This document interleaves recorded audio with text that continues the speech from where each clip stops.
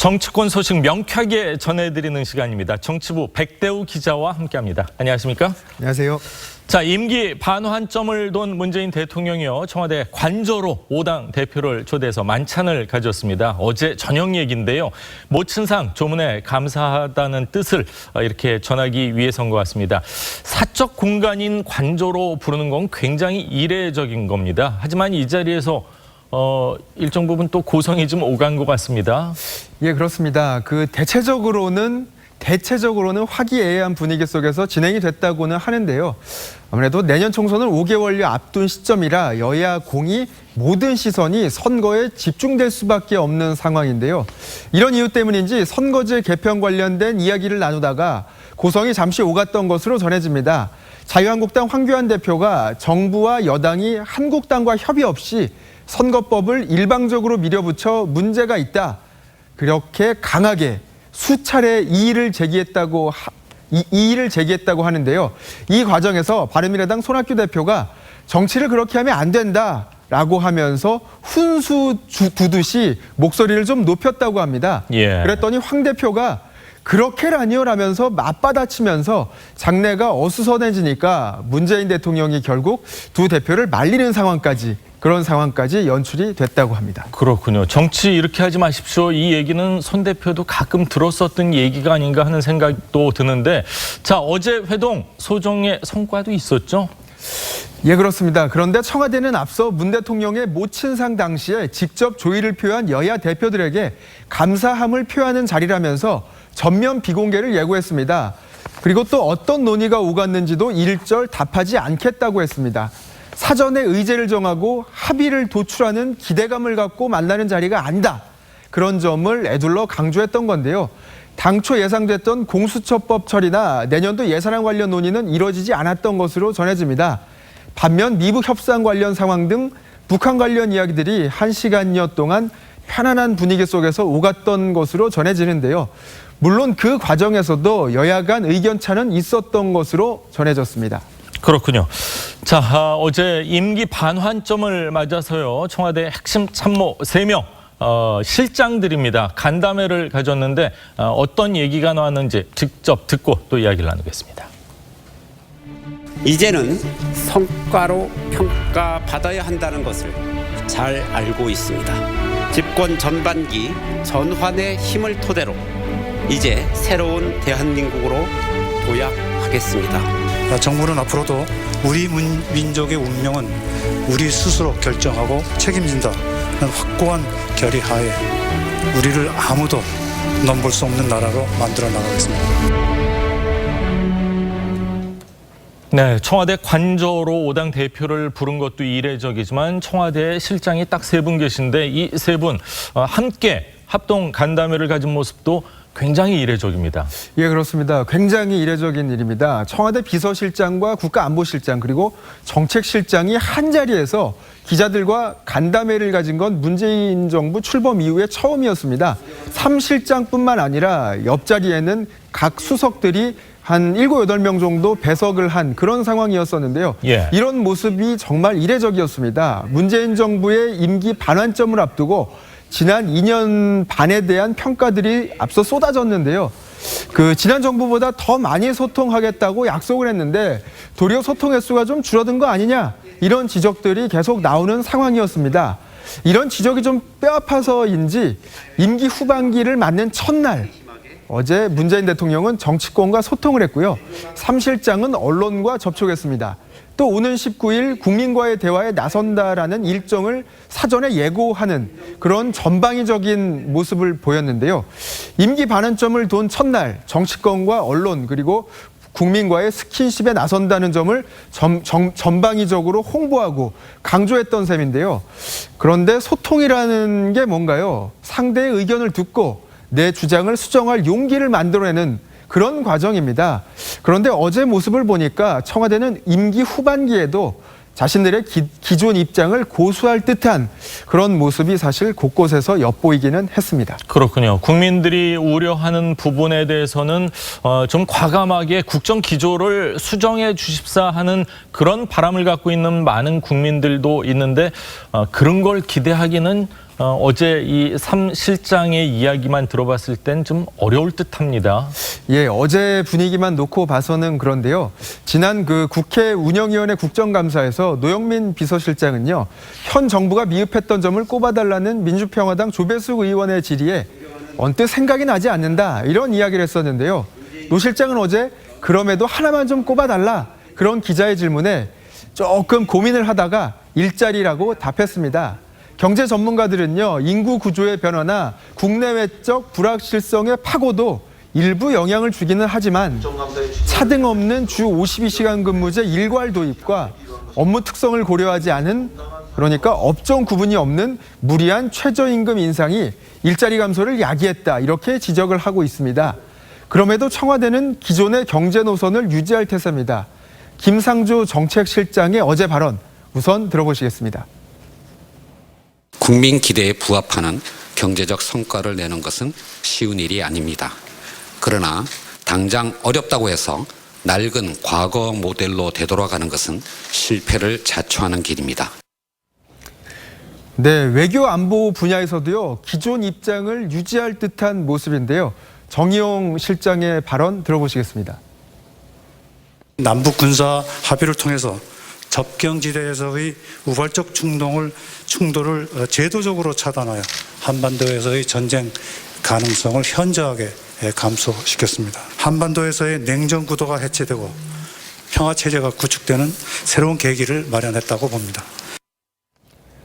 예, 한반도 전쟁의 가능성이 현저하게 감소됐다는 부분. 그러니까 전쟁 위협은 북한의 전쟁 의지와 전쟁 능력 재고로 판단을 해야 되는 게 합리적인 이야기라는 거를 지난주 이 시간에 제가 전달을 해드린 바 있는데요. 북한이 역대 정부 가운데 현 정부에서 미사일 도발을 가장 많이 벌였다라는 사실을 간과하는 듯한 모습입니다. 정 실장은 일본이 수출 규제 조치를 철회하지 않으면 한일 군사정보 보호협정인 지소미아 파기를 강행할 수밖에 없다는 입장을 재차 확인했는데요. 지소미아가 우리 안보에 미치는 영향은 극히 제한적이고 이는 한일 양국이 풀어야 할 사안으로 한미 동맹과는 전혀 관련이 없다고 보고 있다고 이야기를 했습니다.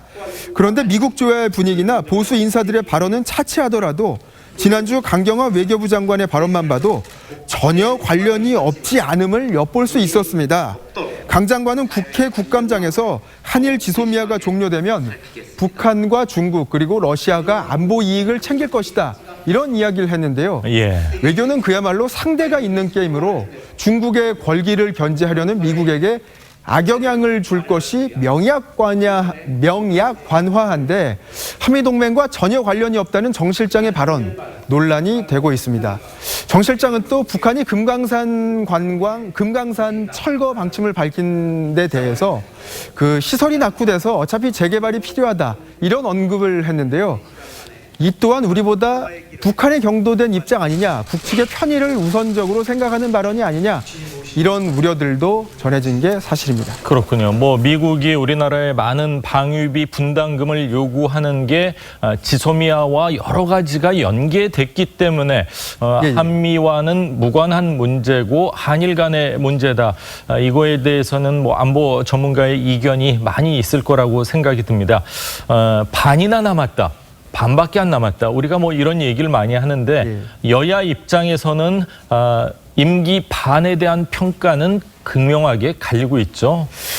예, 그렇습니다. 말씀하신 대로 여야의 평가는 크게 엇갈렸습니다. 민주당은 나라다운 나라, 정의로운 대한민국을 만들기 위해 최선을 다해온 소중한 시간이었다, 이렇게 평가했습니다. 하지만 자유한국당은요, 무능, 무책임, 무대책의 산무정부의 시간이었다고 평가했습니다. 바른미래당은요, 이상은 높았지만 실력이 없었다, 자화자찬하면서 자신들의 옳다는 망상적 사고에 절망감을 느낀다고 했고, 민주평화당은 야심차게 출발했지만 중간평가에서 좋은 점수를 줄 수는 없다고 했습니다.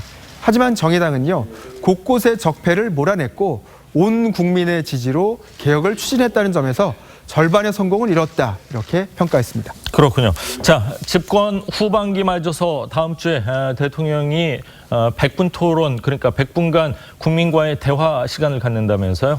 예, 그렇습니다. 청와대는요, 문 대통령이 오는 19일 오후 8시부터 100분여 동안 MBC에서 생방송으로 진행되는 행사 프로그램에 참석할 것이다라고 어제 예고했습니다.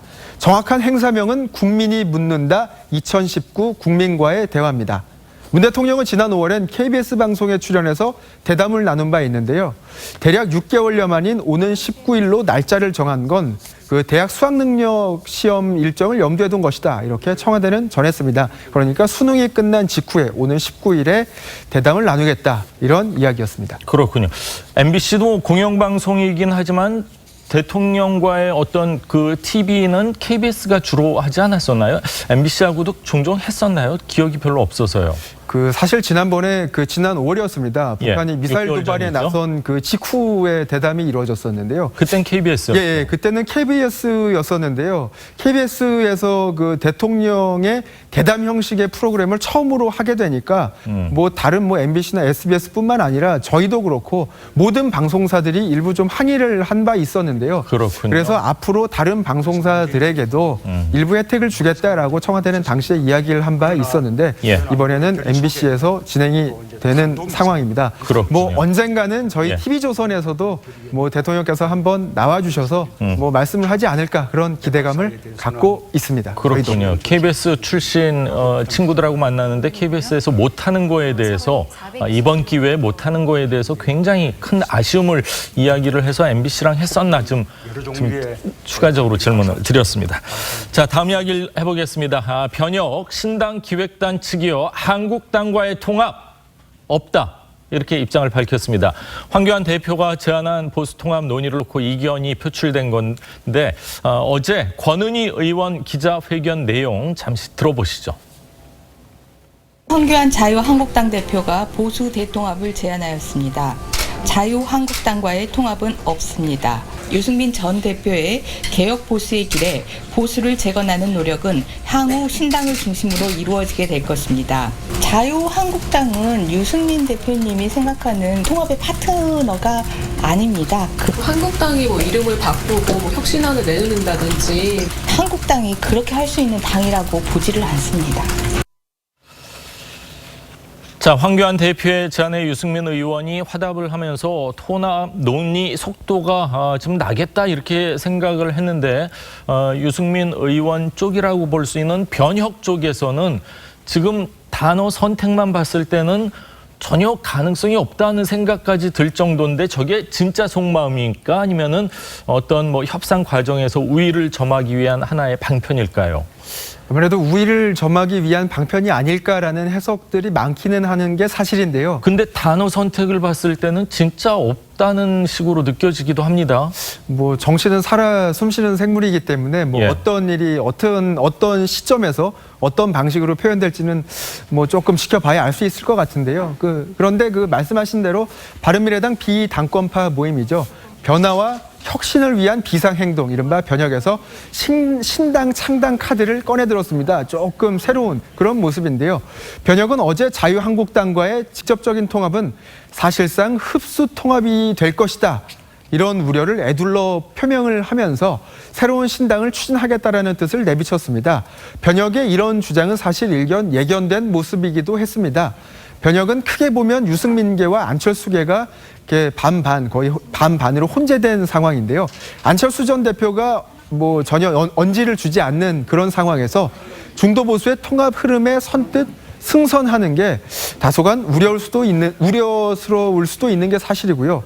또 쫓기듯 흡수 통합이 되느니 차라리 신당을 만들어서 통합 과정에서 적정한 지분을 챙겨야 한다는 의견들이 내부에서 꾸준히 제기되기도 했습니다. 황 대표와 유 대표 간 논의도 유의미한 결과물을 만들어내기가 현재로서는 조금 쉽지 않은 듯한 그런 상황으로 전개가 되고 있는데요. 변혁 모임도 본인들의 목소리를 내면서 중도 보수 대통합의 흐름, 아무래도 내년 총선이 임박해서야 급물살을 타게 될 것이다. 이런 관측들에 조금 더 힘이 실리고 있는 게 사실입니다. 그렇군요. 이 보수 통합에 두 가지 변수가 있다면 변혁 신당과요, 또 박근혜 전 대통령 탄핵 문제인데 우리 공화당도 여전히 유승민 의원과는 함께 못한다 이런 입장을 내고 있는데 시작부터 조금은 꼬이지 않나. 그리고 변혁 내부에서도 또 이견의 목소리가 나올 여러 가지 가능성이 있는 것 같습니다. 예, 그렇습니다. 우선요, 우리 공화당 조원진 대표의 이야기를 조금 먼저 설명을 해드리면요. 조 대표는요, 황 대표가 보수 통합을 추진하면서 탄핵의 주동자들의 책임을 덮고 가는 그런 중대한 실책을 범했다면서 내년 총선에서 심판을 받게 될 것이다. 이렇게 이야기를 했습니다. 그러면서 황 대표와 유승민 의원의 통합은 보수 재건의 해답도 아니고 성공하기도 어려울 것이다. 이렇게 단언했습니다. 그러면서 박근혜 전 대통령을 언급했는데요. 조 대표는 박 전 대통령에게 편지 형식으로 전국 보고를 해오고 있다면서 박 전 대통령은 내년 1월쯤 총선 정국에 대한 입장을 밝힐 것이고 박 전 대통령이 어떤 입장을 내든 우리는 그 뜻에 따를 것이다. 이런 이야기를 했습니다. 중도 보수의 대통합, 일부에서는 보수 통합이라고 하는데요. 보수 대통합이 이루어지기 위해서는 바른미래당과의 통합, 그리고 박근혜 전 대통령과의 관계 설정, 이 큰 두 산을 넘어야 할 것이다라는 전망들이 많이 나오고 있는데요. 예. 큰 산이라고 표현을 하듯이 아무래도 넘기가 수월하지만은 않은 듯한 그런 모습입니다. 그렇군요. 산을 넘다 보면은 낙오자도 생길 거고 포기하는 사람도 생길 거고 여러 가지 변수가 있지 않나 그런 생각이 듭니다. 자, 김재원 자유한국당 의원 얘기를 좀 하겠습니다. 대구에서요 연설을 했는데 물론 택시 기사의 이야기라고 하면서 인용을 하긴 했습니다. 하지만 논란이 될 만한 그런 내용인데 어떤 내용인지 직접 한번 듣고 판단해 보시죠.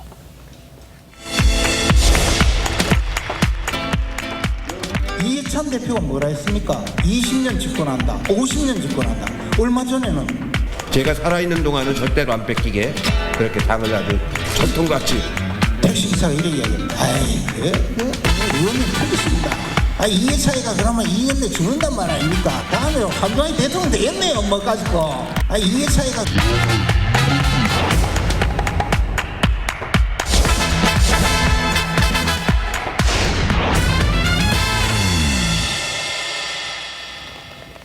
네, 김재원 의원 발언을 놓고 민주당 저주에 가까운 막말이다 이렇게 강하게 비판하고 김 의원 징계를 요구하고 있는데 김 의원은 우스갯소리를 한 것이 뿐이다 이렇게 얘기를 했습니다. 별로 그렇게 웃기진 않는 것 같은데 또 이런 얘기가 나왔습니다.